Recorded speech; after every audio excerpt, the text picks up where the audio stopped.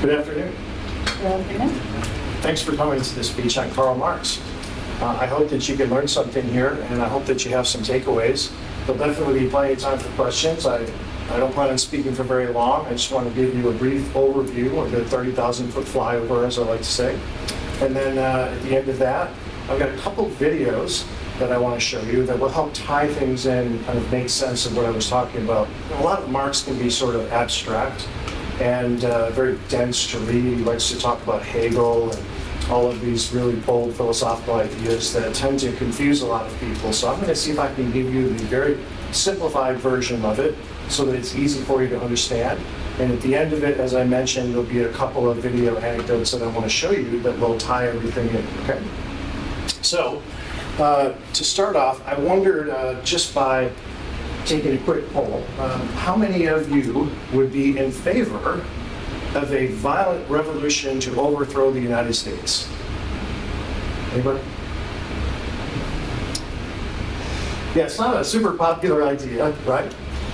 And so I ask you that question because I assert to you that that is the goal of Marxism. That was the goal of Karl Marx. And he has some very clever ways of how he goes about planting these seeds in order to advance society to that end. But make no mistake about it, his goal is a violent revolution and a complete inversion of society as we know it, so that we can get to a perfected version, which would be, in his view, communism.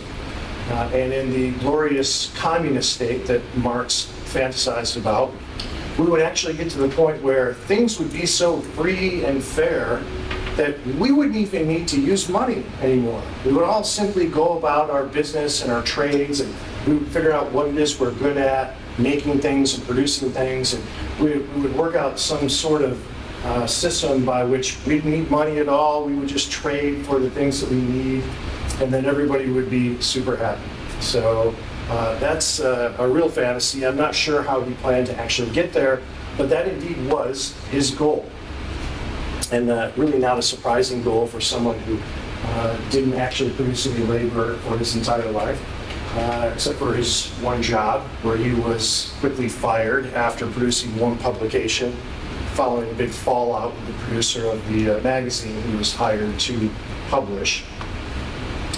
And then, of course, got sent packing back to Germany, where he was booted out, and then lived the last of his days in England. So I guess we'll start in this way. Marxism, you may hear about this in some of your other classes, it's often used as a literary critique. And to give the devil his due, as they say, and to be fair to the subject, I would assert to you that as a literary criticism, Marxism is a fairly good tool. If you're going to use that to analyze a book, a story, a novel, it's actually pretty good for that purpose. Because I think in its simplified form, where it's easy to see, it makes a good tool that you can use in order to do that. You should understand this much. Marxism, just to define some terminology here, Marxism is not actually a form of government.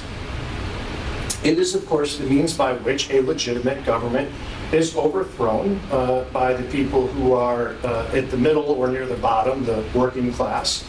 And the ideal world of communism would evolve at some point after that, where those workers would then seize the means of production and be in control of everything, and somehow magically pull off all of the business handling the finances and handling the management decisions without any financial engineers or managers or anything like that. So I want to bring the conclusion of this speech, when I get near the end of it, to ideological subversion, which is actually the means by which Marx hopes to accomplish this. So he could not say forthright and overtly that his goal was to encourage a violent revolution to overthrow governments in this country, Germany, or around the world. But rather, he used this clever scheme where he attempts to poison the minds of the readers. He attempts to orient you away from your brethren in your own country and the systems, and subvert that so that you are in favor of something different and perhaps more open to the idea of a violent overthrow.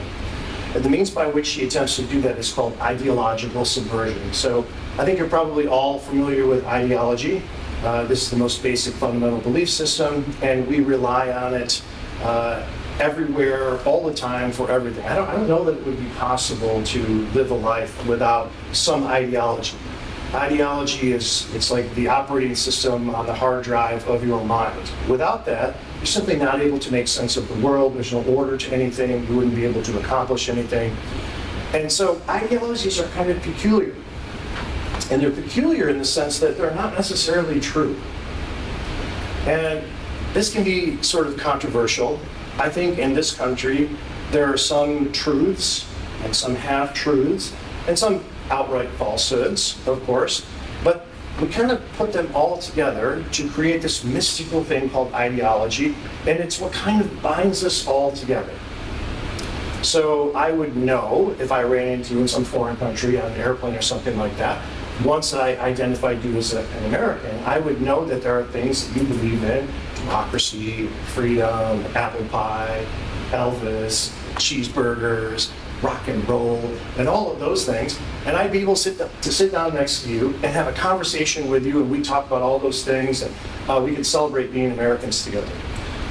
Ideological subversion is the process of getting people to reject those bonds that tie them, kind of exposing quite frankly, the reality, which is that a lot of them are not actually true. They're sort of made up. So did George Washington really chop down the cherry tree and then say that I cannot tell a lie? Probably not. Probably didn't do that.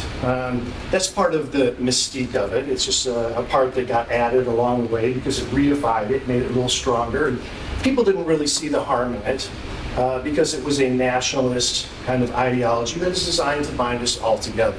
So how does ideological subversion work? Well, when we get to the anecdotes at the end of this, I'm going to introduce you to the most famous KGB spy, Yuri Bezmenov, who defected from the Soviet Union.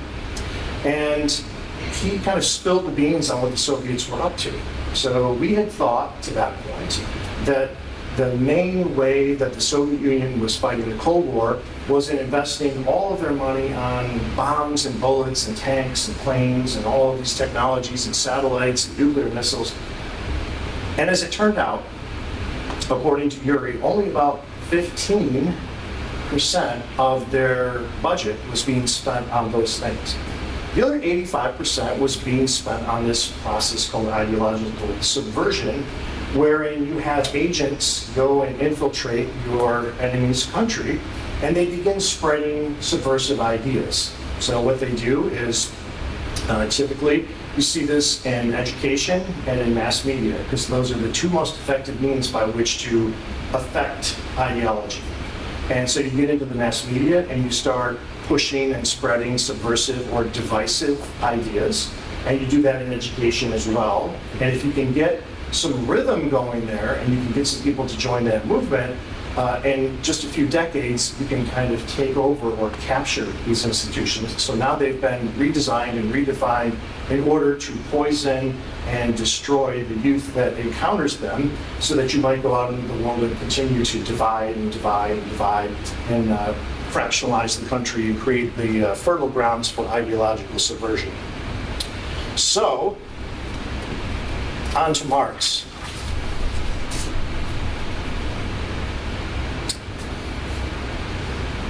Marx essentially breaks down his thesis into two components. He likes to talk about the infrastructure, and the infrastructure literally means, it's just like when you hear Congress passed an infrastructure bill. What does that mean? It means it's money for roads and bridges and electrical exchange centers and telecommunication centers and everything that kind of connects us in terms of communication and highways and all those things. Infrastructure, right? Building things. So Marx likes to talk about infrastructure. And then he also talks about superstructure. Superstructure is Marx's idea of this overarching set of ideas that keeps the infrastructure in place. The superstructure would be the ideology. What is the ideology of the country that people buy into, that they believe, so that they will continue supporting and working for and being a part of that system? So, infrastructure and superstructure. The ultimate goal here is to encourage the workers to rise up and to seize the means of production, which means the factories, the actual physical infrastructure, to take it, to steal it, to separate it from the owners. There's really no nice way to say it. And through the process of revolution, take those over and then presumably continue the manufacturing process. And it would just be done with a different group of people toward a different end. I'm not sure that's a practical idea. I don't think that it is. But one thing that Marx was really worried about was alienation. And he uses the notion of alienation to drive the wedge in there to try to separate the workers and make them feel as though they are an exploited, oppressed class. And so for Marx, alienation means that you are sort of designed by nature. It's man's nature that he will be good at performing certain deeds and functions and producing certain kinds of labor. Maybe you want to be an artist, maybe you want to work with computers, whatever it is that you want to do, you become alienated from that thing when you have to exchange your labor for currency, which is how our system works. And so this is why Marx wanted a system without any currency in it, ideally, in the end. Workers are alienated from their very essence. In other words, they are reduced to selling their labor to someone for the highest price. And when that happens, we no longer feel like we are represented in the products of our labor. So if I was a potter, and I just had a little shed behind my house, and I spent the afternoons out there spinning pottery and making plates and bowls and things like that, everything that was available in that shop would be a reflection of me. Right? I made all that stuff, and I sell all that stuff. It's all mine. The difference is, if I were to go work for a big factory that made dinnerware, let's say, I would just be a cog in the wheel. So I wouldn't be producing everything solely and completely and entirely. Instead, I would be just one part of the process. Think of Henry Ford's assembly line. So maybe I'd go in and I just sort of work on the plates all day long, but then they just disappear down the assembly line and I never see them again. So I make one little contribution to something, and then it goes out and other people work with it, and I'll never see it again. I'll never encounter the people who are going to come to purchase it, so I'll never develop a relationship with them. And so in this way, I am alienated from my essence, because my essence is to produce pottery. If I'm not able to do that thoroughly and effectively, independently on my own, you're never going to see me reflected in whatever is produced in the factories. Because I'm only contributing one little piece of it. So that's part of alienation. He uses alienation to drive that wedge in and separate the workers from the ideological view, to get them upset, to make them frustrated, to make them feel like they're being ripped off by the man. And this is very much how Marx wants us to view the world. He wants us to see things in terms of oppressed and oppressor in literally every situation. So for Marx, it was about class, right? And so Marx wanted us to see the factory owners, the capitalists, and the entrepreneurs, and the investors.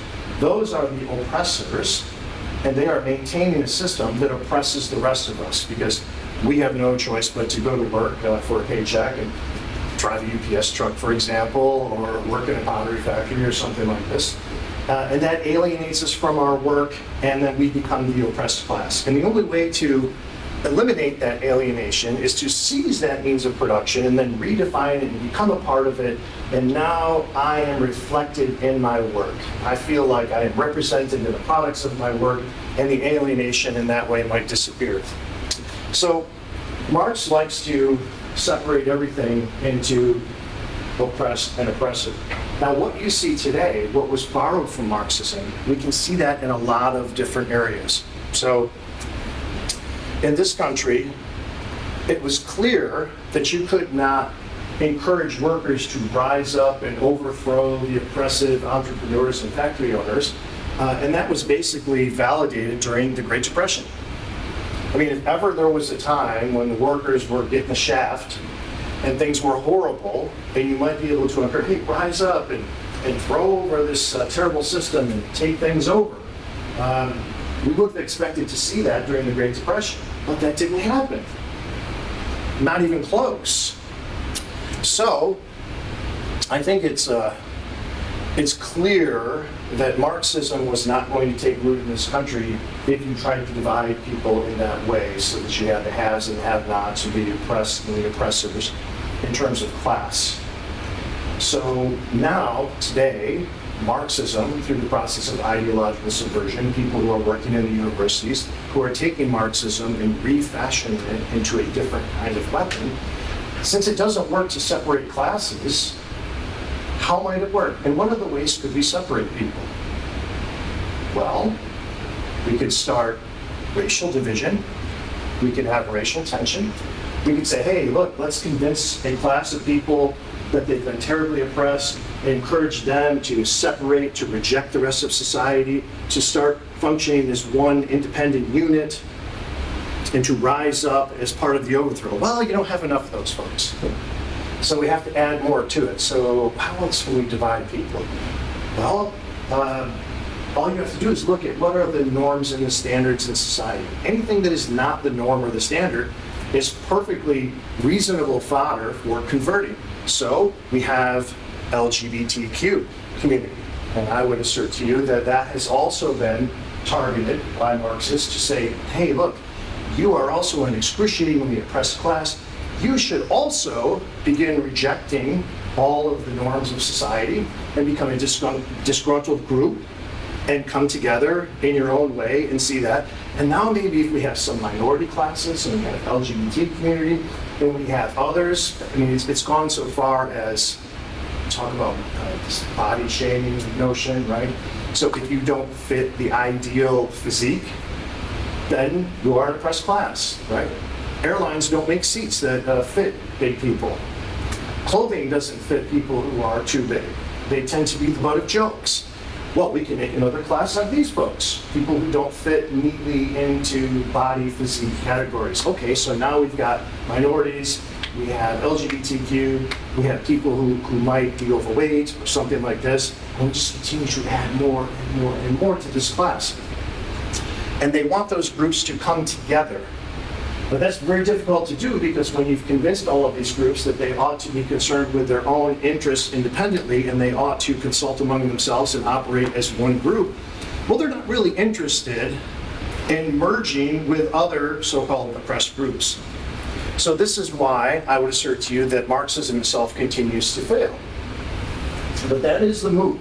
It's to create as many different classes of people. It's anything that divides us, really. If you want to just cut to the chase here, what Marxism is, I'll define it for you today. It's the social Marxism that we have. What Marxism is, it's not that. So whatever the norm is, whatever these standards are in American society, whatever the expectations are, I don't know, that you're of average size, that you're heterosexual, maybe that you're white or something like this. That defines the major class, and the major class is supposedly the one that establishes the superstructure, the ideology that is oppressing everyone else. So, what is Marxism? Marxism is anything that's not that. Anything that doesn't fit that cookie-cutter mold of what an American is. And so I think part of the problem is that in order to combat Marxism, we need to redefine, or I would suggest reify, reestablish what it does mean to be an American. If you happen to be a minority, if you happen to not fit neatly into a gender category, if you happen to be gay, if you happen to be a large person, and whatever any of these things are, those are equally American. Those things shouldn't matter. There was a time in this country when we could look past those things and say, I don't care what skin shade you are. I don't care who you love. I don't care how you pee. I don't care how big or how small you are. None of those things matter. If you're an American, that means you're part of this system, and I'm going to defend you, and I'm going to consider you my brethren no matter what. But when we're encouraged to focus on differences, that's what divides us. And I think that's the net result of this cultural Marxism that we find ourselves in, is we've been encouraged to divide ourselves into these groups. And now that's not to say that we shouldn't do that, because you should also be proud of your particular culture, right? So I could be, if I was a Black American, I can be an American with perfect utility, and then I can also be very proud of the fact that I have a different heritage in light of the fact that I'm Black. Or if I'm gay, maybe I'm not a heterosexual American, maybe I have an interest on the side, like, well, I like to confer with other people who happen to be gay as well, but that doesn't mean that I can't be an American. Those things should be incidental to being American. So I think that's the solution, that's how we get out of this. But a little bit about Marx in the personal life, and then we'll get to some of the videos I want to show you. I think you learn the most about a person if you read what their personal reflections are. And I don't mean by the books they publish. I have some articles in books, and there's another book that I published a long time ago. You really wouldn't learn that much about me if you read the book. You might learn about, like, oh, this seems to be what Mr. N is interested in, but that would be about it. But imagine if you could break into my email. Or imagine if somebody gave you a thumb drive of all of the email exchanges I've had with everyone for the last decade. Going through that would really give you some insight into my personality, my preferences, how I am, how I view the world, what I think of people, private remarks that I make, all of those things. Well, unfortunately, we don't have emails from Karl Marx's time because we hadn't yet developed computers. However, since they didn't have computers or those wonderful gadgets called cell phones that we all have, they wrote a lot of letters. And the majority of Marx's letters that he penned and sent back and forth to different colleagues, and his maid, and his mother, and his partner, Friedrich Engels, we have those letters. And I would strongly encourage you to take some time and read through those letters, because you get the best insight into his personality by reading those letters. I'll give you one quick example. His daughter got married to someone who was not white. And he, in a letter to Engels, goes to great lengths, in a really shameful way, making these grandiose predictions about what percentage of, and he doesn't use the German word for Black. He uses the American word that no one should use, with a hard ER on the end. That's the word he uses. So this idea that somehow he was this cultural revolutionary person who wanted to unite these classes of people, he didn't give a damn about the lower classes, unless they acted out his grand scheme, which is what, after all, he was really interested in. And he has this really shameful discussion with Friedrich Engels, where he goes at length in this kind of joking way, oh, I wonder what percentage of his blood is on, and he uses that word over and over and over and over.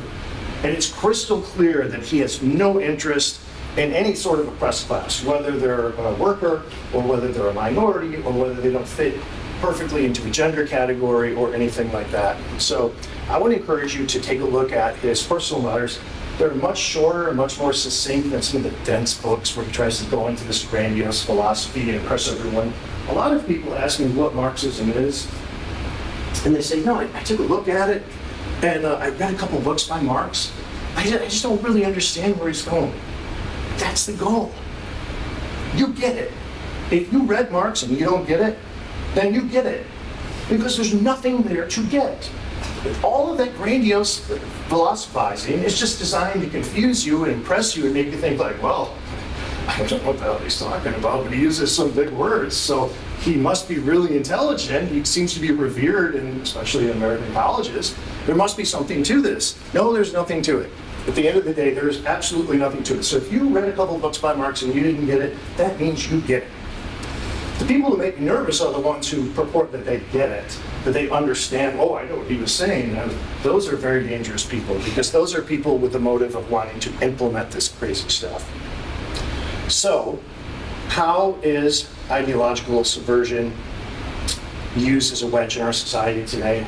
Well, they want to divide people on any grounds possible: racial grounds, religious grounds, gender, They want to divide schools, they want to divide institutions, they want to divide families. Because the more that we are divided, the easier we are to conquer, right? Divide and conquer. So if we let those things get in the way and we go, hey, Mom, I'm this color and you're that color, and this is the way that I pee and that's the way that you pee and this is who I love and that's who those people love, all that crap is just divisive. And it doesn't matter. So I wish we would stop focusing so much on that and be able to get to a point where we go, you know what, those things don't matter anymore. Let's focus on what does matter. I mean, when was the last time you took a college course and they had you do an exercise in what it means to be an American? Or how we could improve the bonds as Americans, how we could improve, how could we be better citizens? But it's almost non-existent. Everything is the exact opposite. Well, what's wrong? What are your lived experiences? What tragic and horrible things? In what way have you been oppressed? And they write about that, and then they preach about that, and they talk about it, and they push it, and push it, and push it. And no wonder we end up with divided societies. I mean, look around. We can't even have a conversation about politics today. It's almost impossible. Guilty, right? Guilty. There was a time when I wasn't able to do it. I would sort of feign along and kind of listen. And in my head, I just couldn't get over that voice that was going, you're freaking nuts. I don't know where you're coming from. It takes a lot of guts to be able to say, you know what, I'm going to hear this person out. I'm going to listen to them. I'm not going to respond emotionally. And I'm going to hear what they have to say. I do think all of those things are really part of the solution. So, just to summarize here, Marx was a very demonic person. If you need any more evidence of that, I would direct you to a musical play that he also penned. Most people don't know about this. It's called Ulanem. Ulanem, spelling of it, it's a play on the word Emmanuel, taken right from Christianity. And it's a very evil, kind of sick, like what kind of warped person would write this? The devil and Jesus, and they're talking about these ideas, and he's trying to demonstrate like how crazy everything is. He wants to destroy religion. Well, of course he does. The Marxists want to destroy everything because once they've thoroughly divided people into all the different categories, they're much easier to conquer. Then it's easy for the authoritarians, the totalitarians, to come in and take control and establish, you're cowed at that point. We're all too busy fighting with each other to realize, like, hey, we're not enemies. Those are the enemies. Those are the people who want to control us. If you have any doubt about that, take a look at what happened in the Soviet Union between somewhere 1919 to 1959, where somewhere between 30 and 50 million people were sent to gulags, where they were worked to death. Because they felt like, well, you're whispering dangerous ideas that are not good for communism, and so we need to get rid of you. We need to toss you out of here.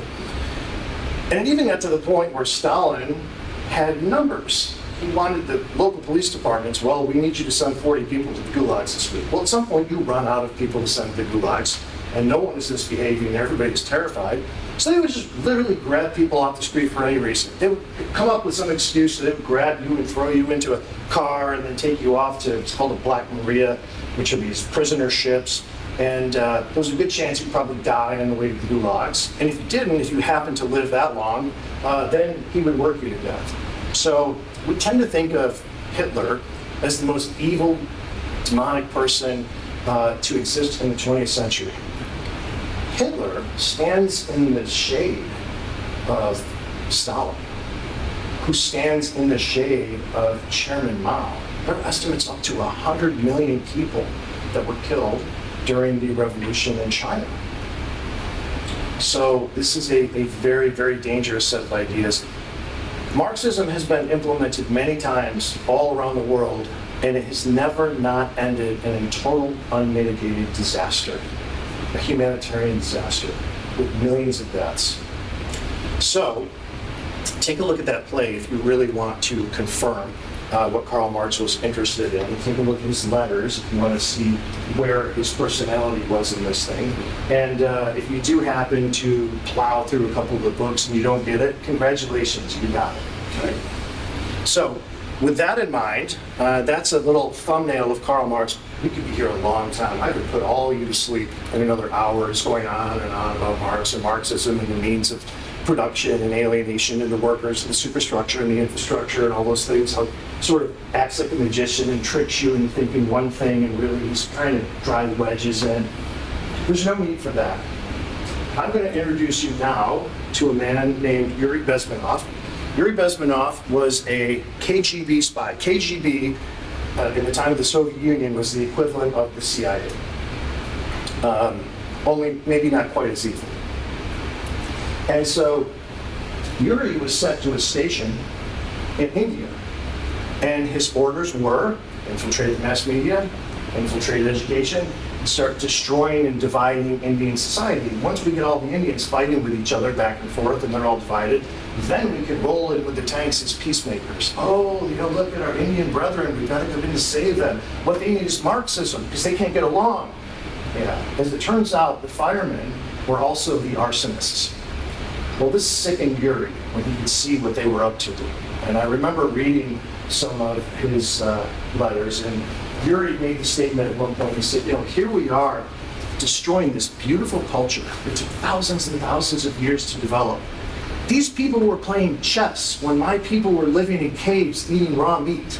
Who the hell are we to come in here and destroy this and take it over? And so he was completely demoralized by that, and he decided he was going to defect. So he contacted the American consulate, and we whisked him out of there and discovered shortly thereafter that he was a very high-ranking KGB chief. And so, naturally, we wanted to have a conversation with him to see what he had to say. And he actually, not only did he spill all the beans on the Soviet Union, what they were up to, but he also, for the remainder of his life, he took on a series of lecture tours where he would go around the country and he would talk to Americans and he would beg them, listen, you don't understand what you're up against.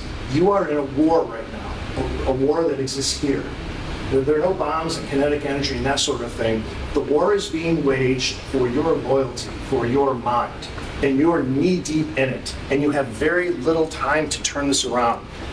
So I'm going to show you this video, and I'll let him speak for himself.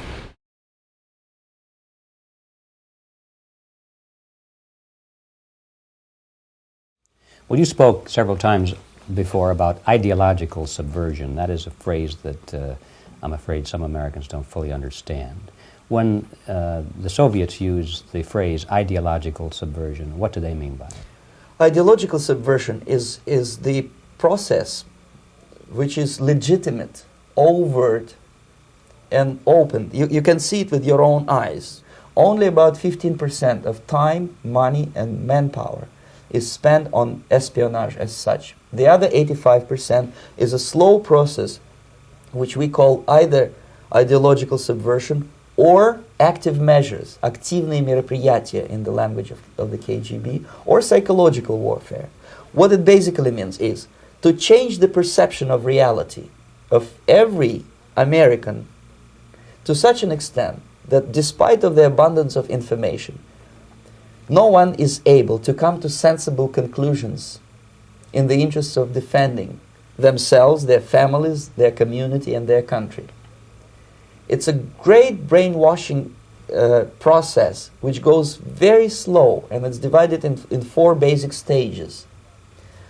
The first one being demoralization. It takes from 15 to 20 years to demoralize a nation. Why that many years? Because this is the minimum number of years which requires to educate one generation of students in the country of your enemy, exposed to the ideology of the enemy. In other words, Marxism-Leninism ideology is being pumped into the soft heads of at least 3 generations of American students without being challenged or counterbalanced by the basic values of Americanism, American patriotism. The result you can see. Most of the people who graduated in the 60s, dropouts or half-baked intellectuals, are now occupying the positions of power in the government, civil service, business, mass media, educational system. You are stuck with them. You cannot get rid of them. They are contaminated. They are programmed to think and react to certain stimuli in a certain pattern. You cannot change their mind, even if you expose them to authentic information, even if you prove that white is white and black is black, you still cannot change the basic perception and the logic of behavior. In other words, these people the process of demoralization is complete and irreversible. To get rid society of these people, you need another 20 or 15 years to educate a new generation of patriotically minded and common sense people who would be acting in favor and in the interests of the United States society. The demoralization process in the United States is basically completed already. For the last 25 years, actually it's overfulfilled, because demoralization now reaches such areas where previously not even Comrade Andropov and all his experts would even dream of such a tremendous success. Most of it is done by Americans to Americans, thanks to lack of moral standards. As I mentioned before, exposure to true information does not matter anymore. A person who was demoralized is unable to assess true information. The facts tell nothing to him. Even if I shower him with information, with authentic proof, with documents, with pictures, even if I take him by force to the Soviet Union and show him concentration camp, he will refuse to believe it until he is going to receive a kick in his fat bottom. When a military boot crashes his balls, then he will understand, but not before that. That's the tragic of the situation of demoralization. So basically America is stuck with demoralization, and unless, even if you start right now, here, this minute, you start educating new generation of Americans, it will still take you 15 to 20 years to turn the tide of ideological perception of reality back to normalcy and patriotism. And yet these people who've been programmed and, as you say, in place, and Yes. who are favorable to an opening with the Soviet concept, these are the very people who would be marked for extermination in this country? Most of them, yes. Simply because the psychological shock when they will see in future what the beautiful society of equality and social justice means in practice, obviously they will revolt. They will be very unhappy, frustrated people. And the Marxist-Leninist regime does not tolerate these people. They will join the links of dissenters, dissidents. Yes. Unlike in present United States, there will be no place for dissent in future Marxist-Leninist America. In future, these people will be simply squashed like cockroaches. Nobody is going to pay them nothing for their beautiful, noble ideas of equality. This they don't understand, and it will be greatest shock for them, of course. The next stage is destabilization. This time, subverter does not care about your ideas and the patterns of your consumption. Whether you eat junk food and get fat and flabby, doesn't matter anymore. This time, and it takes only from 2 to 5 years to destabilize a nation, what matters is essentials: economy, foreign relations, defense systems. And you can see it quite clearly that in some areas, in such sensitive areas as defense and economy, the influence of Marxist-Leninist ideas in the United States is absolutely fantastic. I could never believe it 14 years ago when I landed in this part of the world, that the process will go that fast. The next stage, of course, is crisis. It may take only up to 6 weeks to bring a country to the verge of crisis. You can see it in Central America now. And after crisis, with a violent change of power, structure, and economy, you have so-called the period of normalization. It may last indefinitely. Normalization is a cynical expression borrowed from Soviet propaganda. When the Soviet tanks moved into Czechoslovakia in '68, Comrade Brezhnev said, "Now the situation in brotherly Czechoslovakia is normalized."